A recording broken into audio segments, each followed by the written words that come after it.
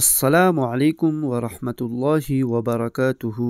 جہنم سے نجات پانے کی دعا صبح و شام 7 مرتبہ پڑھیں۔ بسم اللہ الرحمن الرحیم۔ اللہم اجرنی من النار۔ ترجمہ: اے اللہ مجھے جہنم سے نجات عطا فرمائیے۔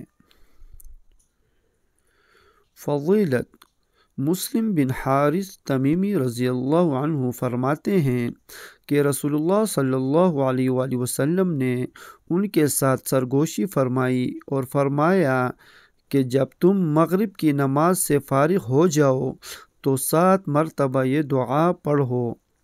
اگر تم یہ پڑھ لو گے اور اسی رات تمہارے وفات ہو جائے تو تمہارے لیے جہنم سے خلاصی لکھ دی جائے گی، اور جب تم فجر کی نماز پڑھ لو تو یہ دعا پڑھ لیا کرو۔ اگر تم ایسا کر لیتے ہو اور اسی دن تمہارا انتقال ہو جاتا ہے تو تمہارے لیے جہنم سے چھٹکارا لکھ دیا جائے گا۔ آمین یا رب العالمین برحمتک یا ارحم الراحمین۔